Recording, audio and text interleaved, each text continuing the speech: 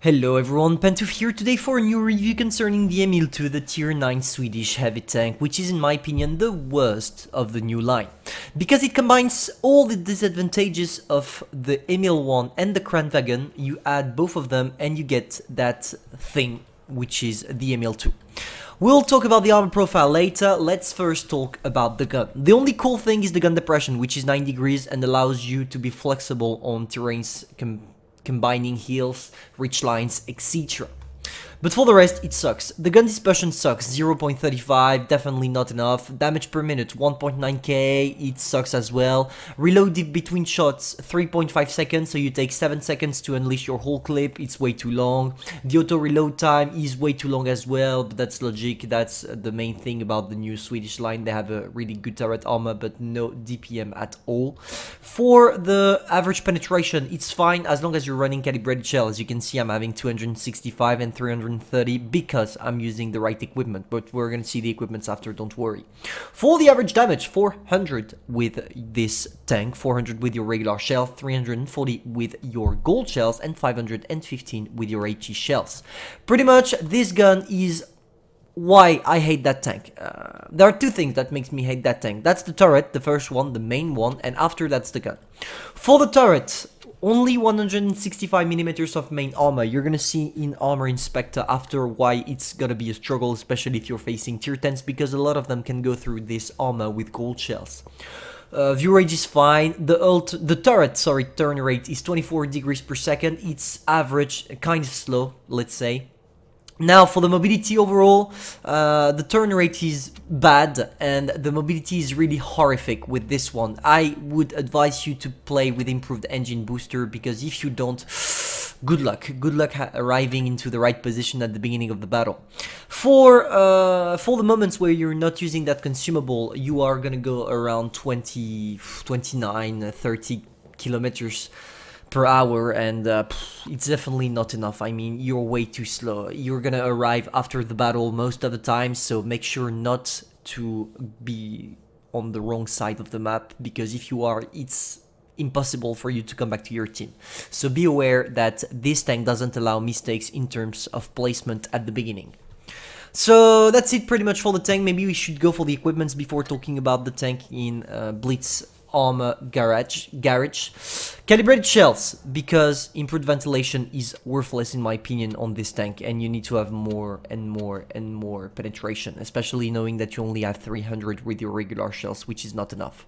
After I go for the enhanced gun line drive to reduce my aim speed, and finally the vertical stabilizer, but refined gun could be actually a good thing to take. I think I'm probably gonna switch to refined gun, simply because if you don't do that, you have 0.35 gun accuracy, which sucks. After I go for the defense system, because I'm not gonna ram anybody, the enhanced armor to improve my turret armor, because that's the main strength of the tank, so we need to strengthen it even more. The toolbox, because enhanced track is worthless. Improved optics, because I'm not gonna camp, I don't need a camo. Engine accelerator to increase a little bit my mobility, even if you're not gonna see any difference, to be fair. And finally, consumable delivery system, because it allows me to use my boost, my improved engine boost, more often. That's it pretty much for the tank. Now let's talk about the armor. Sorry, for this one we are gonna use Blitz Anger and not Armor Inspector, because the tanks are not updated on Armor Inspector yet. So it's gonna be a little bit harder for you to follow, but don't worry, I'm gonna indicate you what you need to know. Let's first talk about the armor profile of the hull. It's pretty much the same as the Kranwagen, 190mm here. As you can see on the bottom here, you're gonna see, for those of you who are not familiar with Blitz Anger, that's pretty much what the armor is all about there. For the upper part, it's nearly impossible to penetrate except if you're using gold shells. Of course, if you try to angle it a little bit, it becomes impossible to penetrate, and if the guy has some height and you're below him, it's gonna be way easier for him to penetrate, because your armor drops down to 210mm. Now, for the rest of the tank, it's pretty much paper everywhere, like it's the case on all the Swedish new tanks. It's easy to HE, especially the back of the turret, which is extremely juicy, because that's where the ammo are stored. So if you shoot here, it's guaranteed to be nearly an ammo rack, and if it's not, you're gonna damage at least the ammunitions. Now the main problem is this. Look at this. The Kranwagen has an impenetrable armor. But here you only have 310. And I know it can seem a lot for a lot of people, but I want to remind you that nearly every single tier 10 using gold shells can go through that armor. And that's a huge problem, because if your only strength with this tank is having a good turret armor and you can't even use your turret armor, see, you get what I want to say. And look at this, even if you angle it, when you angle it, at least that's fine, because only tank destroyers will be able to go through, for example, the Ori and the Yak Panther E100, but also the 268 if I remember correctly. But it's not enough. In my opinion, this tank deserves the same turret armor as the Krendwagen to make it a good tank, because in its current state, it's getting penetrated like butter most of the time, if people are smart enough to use gold shells. Concerning the replay now, same as the Krendwagen, we are playing on mine, which is the best map to do good games with those new Swedish tanks, as you have the perfect all-down position. And it allows me to talk a little bit about the playstyle. With this tank, your main strength is your turret armor. You need to be aware that you have two weak spots, same as the Krendwagen, the two cupolas here. So when you are reloading, make sure to put your gun elevation to the top, and doing this you will prevent them from being able to shoot your cupolas. But overall, for the playstyle, it's simple, being in an all-down position. On this map, nothing hard, as it just means to go on the ridge line near the mine there. And here we go, we sneak the first shot on the Krendwagen. Luckily for us, he's gonna miss all his shells. You're gonna see that, that was hilarious. He bounces the second one because he's not shooting with gold shell. He's gonna try one more time and he's gonna miss. If I was the Krendwagen, I would have raged so hard. He did, but not so hard. And so as you can see, when people are playing with regular shells, it's not a problem for you to bounce. I mean, it's easy, you have 310mm, not a single tank with regular shells, except tank destroyers such as the Ori, have the ability to go through 310mm of effective armor when they are not playing with gold shells. But same as the Krendwagen, I really don't like the fact that you're taking way too long to reload. I mean, it gets boring over the time. When I was playing the Krendwagen, I already thought playing this tank was boring because of the reload time, but on the EMIL 2, it's even worse.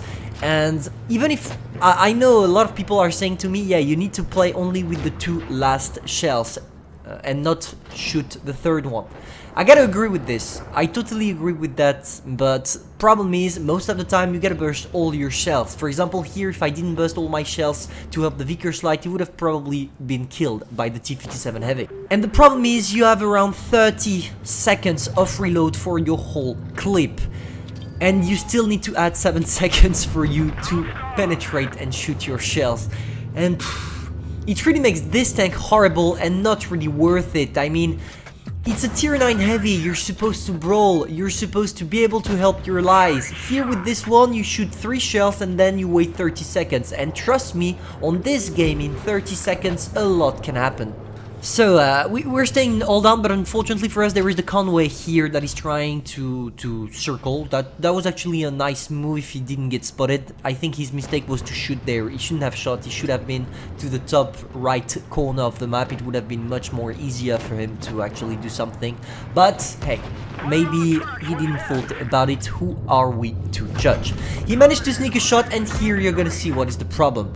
Here, I'm getting penetrated by heat shells, because I told you, when the enemies are loading gold shells, you are a freaking cheese. Holes everywhere.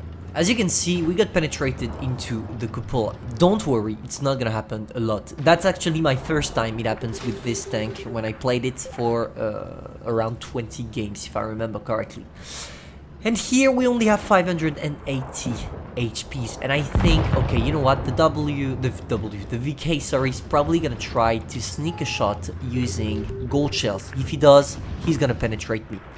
And I don't want that to happen, because if he penetrates me, I'm nearly a one-shot. If he does a high alpha damage, I'm gonna die. That's why I went on the Conway. Unfortunately, or luckily for me, we could say, this guy is turning his turret to the rest of the enemies. I wanted to wait for my 3 shells to be on, but I said fuck that. My DPM is so low that if I wait for all my shells to be reloaded, the guy would be dead already.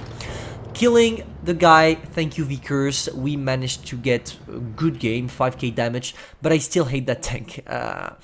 It's really hard to play with this tank because you have nothing that makes you special. For example, the Kranwagen is really special because his turret is impenetrable. With this one, your turret is impenetrable maybe for tier 8s and some tier 9s, but when you're playing against tier 10, it's gonna be butter. And if you combine that with the fact that your tank has a really bad mobility and a really bad DPM, it means that you are one of the most worthless tanks at tier 9 in my opinion.